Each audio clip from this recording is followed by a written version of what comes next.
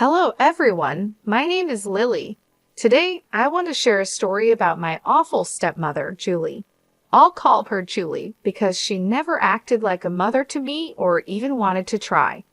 When my dad, Jacob, first introduced me to Julie, she made it clear that she didn't want to be my mother. She said to me, "I don't want you thinking I'm going to be your mother. You're just my husband's daughter, nothing more. You're a teenager, so don't expect me to do anything for you." I replied, "That's okay, Julie. I can take care of myself. I just want my dad to be happy. I won't get in the way." She shot back, "You're already in the way, you little witch. Don't try to act smart with me. I know how to handle worthless teens like you. Once you turn 17, I'll make sure you're out of our lives so I can have Jacob all to myself." The conversation got nasty really fast. Julie said some horrible things about me and my late mother. My dad was a widower, and my mom passed away when I was just 7 years old.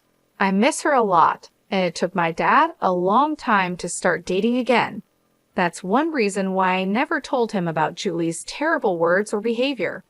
Looking back, it was a big mistake to stay quiet because Julie became a nightmare after she married my dad. Even my dad was surprised by her behavior. Julie always targeted me and tried her best to kick me out of the house. She made it clear that she hated kids and didn't want me around. She never told my dad this before they started dating.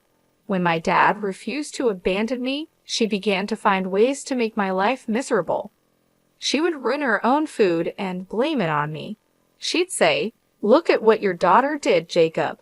She spoiled my cooking because I refused to cook for her. She's going to poison me one day." Then my dad would ask, "Lily, what's your explanation for this?" "Dad, I swear I don't know anything about this. I'm happy to cook my own food. I wasn't even home before you came back.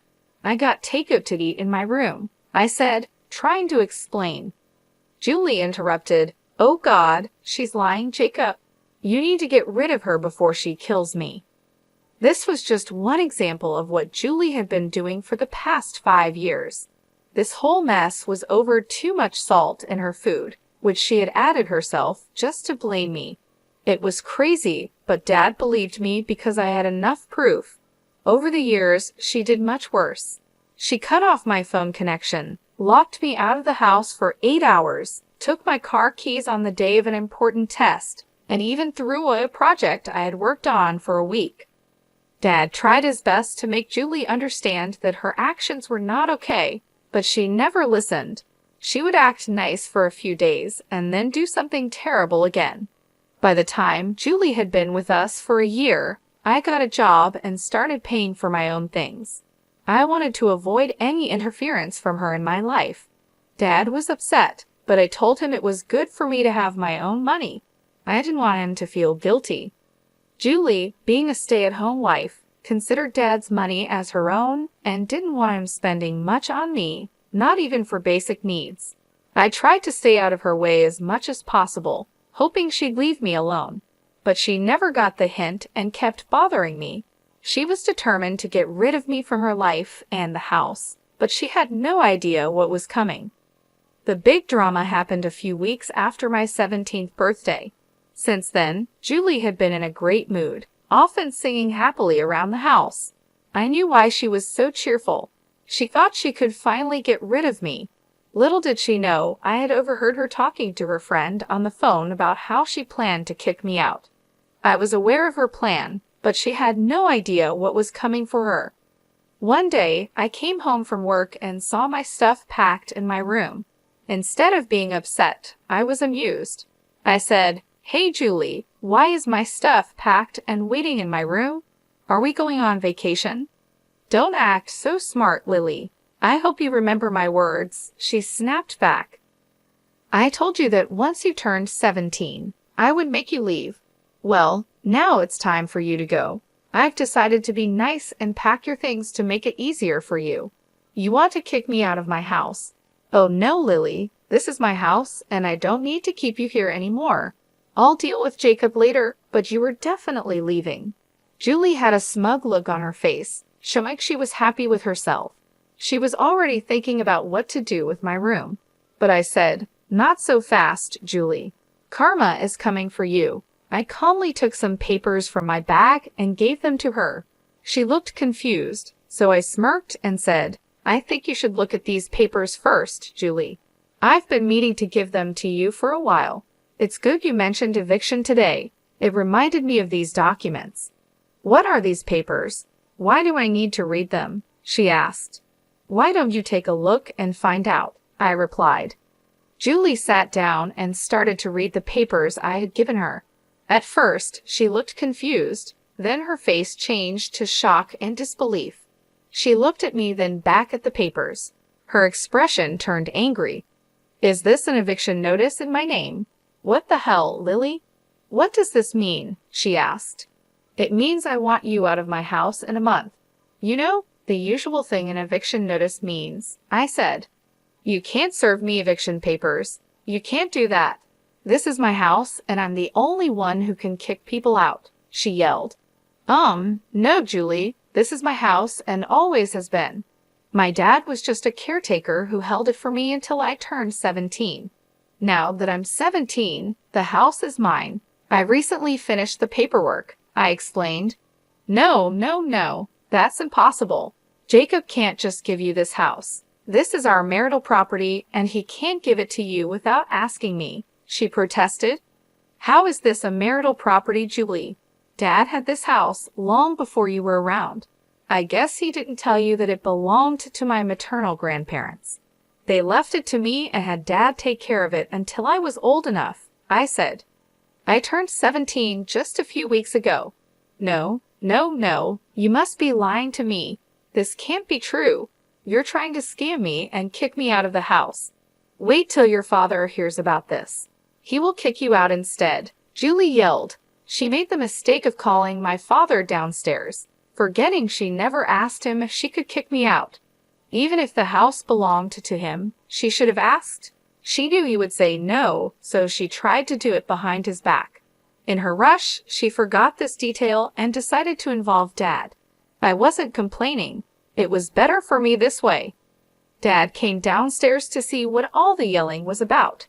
He said, "Whoa, calm down, Julie. Why are you screaming like that? What's wrong?" "Why wouldn't I be screaming? Your daughter is making wild claims again. She says this house belongs to her and she's kicking me out," Julie shouted. Dad turned to me and asked, "Lily, what is going on? I need to know the truth." I knew Dad would ask for my side. He's a good father and knows his wife can be very mean. He always listens to both sides before taking action, which Julie hated. She wanted him to always side with her, no matter who was right. They fought about this a lot, but Dad wanted to be fair to everyone.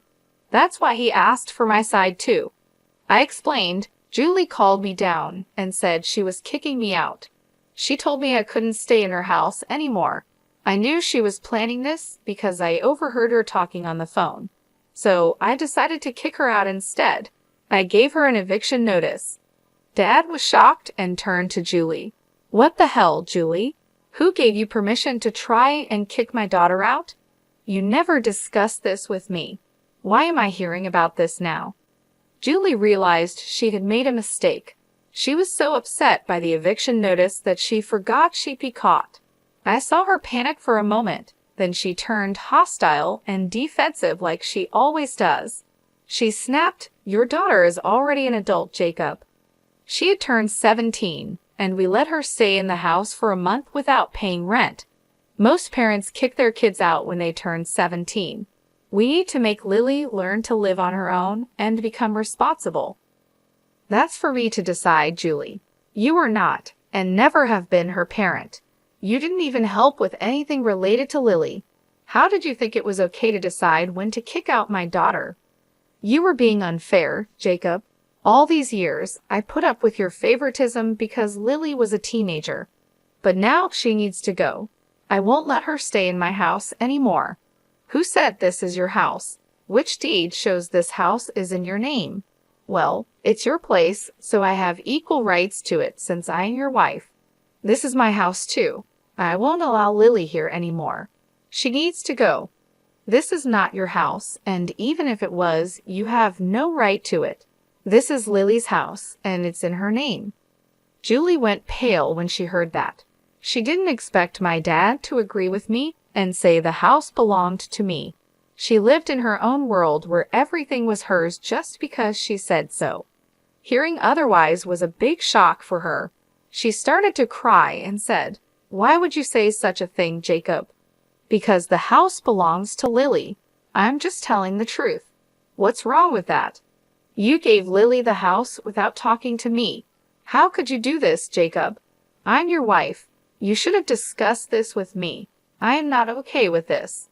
You had no problem going behind my back and trying to kick my daughter out. Why can't I do the same, Julie? Talk about double standards. There was nothing to discuss. This house was always meant for Lily. I was just the trustee who took care of it until she turned 17. The house was transferred to her name recently." Julie finally understood that we were telling the truth. Dad even offered to show her the papers if she needed proof. She was in too much shock to say anything coherent. She just said, "You deceived me, Jacob. I thought the house was yours. You lied to me. This is not fair." "I never lied to you, Julie. You never asked whose house this was when we got married. We signed a prenup that said our personal assets stay personal." "Oh my God, this can't be true. You should have told me, Jacob. Now Lily is throwing us out. Look at how ungrateful your daughter is." "Jacob, I'm not throwing you out, Julie. That's just for you. You won't get to live in my house anymore. I might have let you stay, but after you tried to kick me out, I changed my mind. You're the one who has to leave. If you kick me out, your dad will follow too. We're a couple. He won't leave his wife." My father laughed out loud. He had been thinking about leaving Julie for a while, but he wasn't sure. Today made the decision easy for him. He said, "Actually, no, Julie. I'm not following you. I will stay here and take care of my daughter. I've been thinking about divorce for a while, and what you did today sealed the deal. I'll be filing tomorrow. Be ready for it." "Wait, are you going to divorce me? You want to leave me for your daughter? You can't do that." "Yes, I can, Julie. Did you think I'd forgive you for tormenting my daughter for 4 years? Absolutely not. I thought you might change, but I see now you'll always be toxic. I don't want someone like that in my or my daughter's life." Julie stepped back as if she had been hurt. She never expected a divorce so soon. My dad is usually a quiet man who doesn't do anything drastic. This was very unlike him. He was mad, and you could see it on his face. He didn't shout, but his tone showed how angry he was. This made Julie even more anxious. She started arguing with my dad, and I decided to leave them and go to my room. Dad and Julie fought for an hour, with Julie shouting and crying while my father calmly explained his reasons. After the argument, Dad came to my room. He seemed a bit sad and wouldn't look me in the eye. He sat down and said, "Lily, I know I need to apologize to you. I'm sorry, dear. I should have done a better job of protecting you from Julie. I thought being fair and avoiding fights would make things better. I was wrong and made things worse for you." "You don't have to apologize, Dad. I know you loved Julie, and she wasn't like this when you married her. People change, and it can take time to understand these changes." "Wow, you've really grown up. I wish I had handled things differently. I brought a mad woman into our lives." "Well, what's done is done. I forgive you, Dad. You tried your best, and I'm not upset. Do you really want to divorce Julie? I won't be mad if you don't. I would understand. Girl, I'm not living with that crazy woman anymore. I'm done. Her true colors shocked me too much to act sooner. I don't want her in my life anymore. I had a feeling something was wrong with Julie, which is why I made the prenup. I was worried she'd mess up your future and cause money problems, so I thought this was the best way. See, you did think about me too. You deserve to be happy, Dad.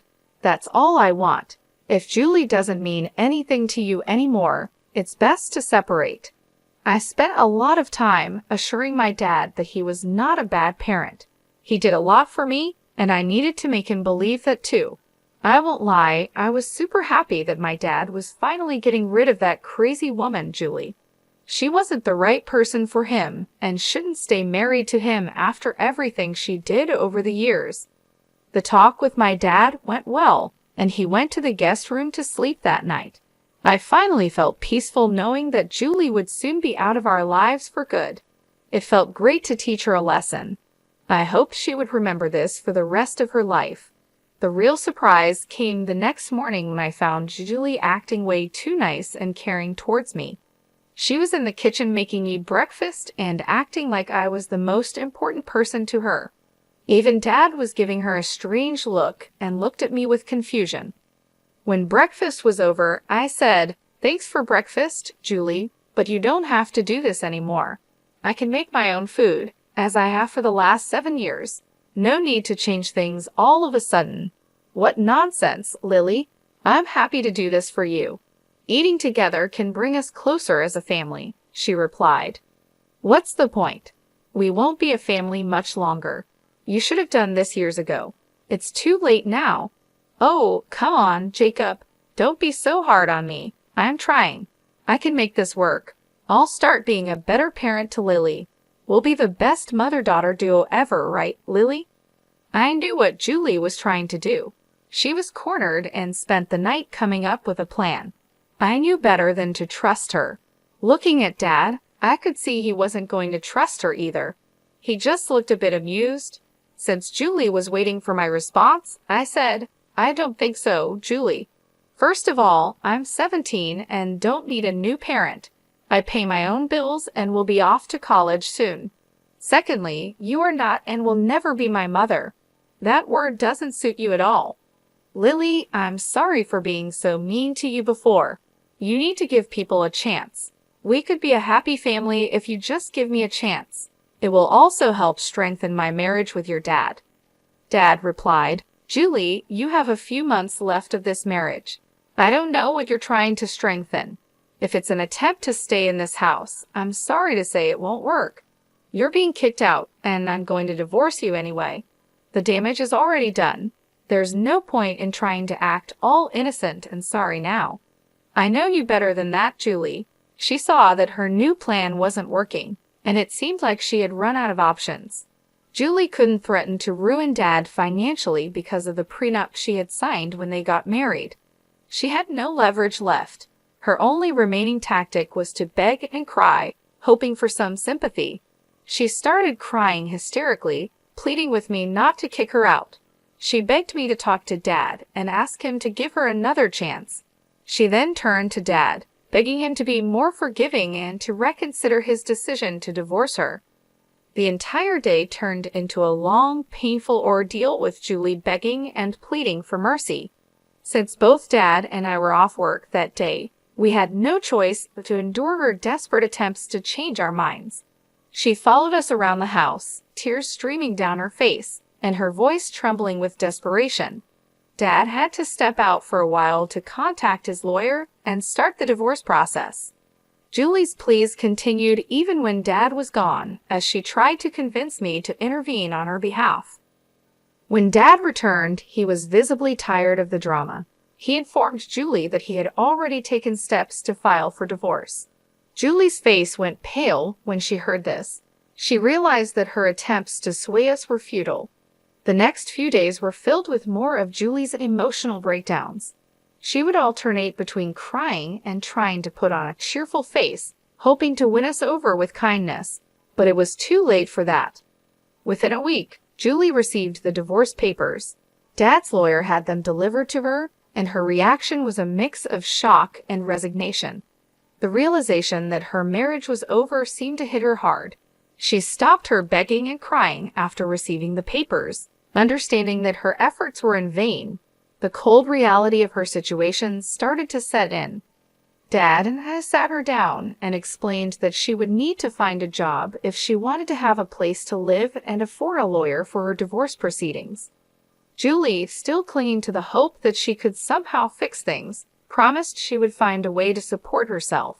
She was convinced that she could change our minds if she tried hard enough. She kept saying that she would prove herself and make things right. but we both knew it was too late. As the days passed, Julie's presence in the house became more and more unbearable. She would try to engage in conversations, acting as if nothing had happened, but it was clear that neither Dad nor I wanted to have anything to do with her anymore. The tension in the house was palpable, and every interaction with her felt forced and uncomfortable. Finally, the month came to an end, and Julie was still holding on to the hope that we would let her stay. She kept her belongings packed, waiting for a last-minute change of heart from us. But when the time came, there was no reprieve. We had been clear about our intentions from the start, and now it was time to follow through. Julie was given a firm deadline to leave the house. Dad and I stood by, watching as she gathered her things. She tried one last time to plead with us, her eyes filled with tears and desperation. But we remained steadfast. Julie's belongings were taken out, and she was escorted out of the house. She looked back at us one last time, hoping for a sign of mercy, but there was none. As the door closed behind her, a wave of relief washed over me. The house felt lighter, freer, without the constant tension and negativity that Julie brought. Dad and I shared a moment of quiet understanding, knowing that this was the right decision. We had endured enough, and now it was time to move forward, leaving Julie and her manipulations behind. She made a fuss when we told her to leave, but after Dad threatened her with more legal trouble, she left crying. I heard she moved in with a friend because her own family doesn't want her around anymore. When she left, she took all the negativity with her, and the house finally felt like home again. It's been more than 3 years since all this happened. I'm now in college, which is conveniently close to home. Dad successfully divorced Julie and has started dating again. He says he's not looking to settle down, but just wants some companionship from time to time. Life at home has been peaceful since Julie left, and Dad and I have grown closer. We often laugh about the drama that once filled our lives and how much better things are now. As for Julie, the last I heard, she moved into a small flat with several roommates. She's struggling to make ends meet because she doesn't have many skills or qualifications. Julie is working a minimum wage job and is just barely getting by. She's living a very different life from the one she tried to control in our house. I saw her from a distance at a grocery store a few months ago. She looked worn out and seemed to have aged a lot. Her hair was messy, and she had dark circles under her eyes. She looked nothing like the confident woman who tried to take over our lives. It was clear that life had taken its toll on her, and she was no longer the powerful person she once pretended to be. Seeing her like that made me realize that karma had caught up with her. She tried to manipulate us and take control, but in the end, she ended up with nothing. I couldn't help but feel a sense of relief knowing that she was no longer a part of our lives and that we were finally free from her negativity. The house, once filled with tension and arguments, now felt warm and welcoming. My dad and I have been able to move on with our lives. We often talk about how much better things are now and how grateful we are to have each other. Dad has even started taking up new hobbies like gardening and cooking, things he never had time for when Julie was around. We've created a peaceful and happy home, one that is full of love and laughter. Julie's departure has been a blessing for both of us. It has allowed us to rebuild our lives and focus on what truly matters. We no longer have to deal with her constant drama and manipulation. Instead, we've been able to enjoy the simple pleasures of life, like spending time together and making new memories. As for Julie, I hope she has learned from her mistakes. Life has not been easy for her, and I believe that she has finally realized that you can't build happiness on lies and deceit. The last time I heard anything about her, she was still struggling to make ends meet and living a very difficult life. She's working hard to survive, and I think she has finally understood the consequences of her actions. I don't wish anything bad on her. I hope that she can find a way to turn her life around and learn to live with honesty and integrity. Perhaps the struggles she's facing now will teach her valuable lessons and help her become a better person. In the end, everyone deserves a chance to change and improve their lives. Looking back, I'm grateful for the challenges we faced. They made us stronger and brought us closer together. My dad and I have become a great team, and we've learned to appreciate each other even more. We've built a life filled with love, respect, and understanding, and for that, I am truly thankful. Julie's story serves as a reminder that trying to hurt others and take what isn't yours will only lead to your own downfall. It's important to live a life of kindness, honesty, and respect for others. I hope Julie has found some peace in her new life and has learned from the mistakes she made.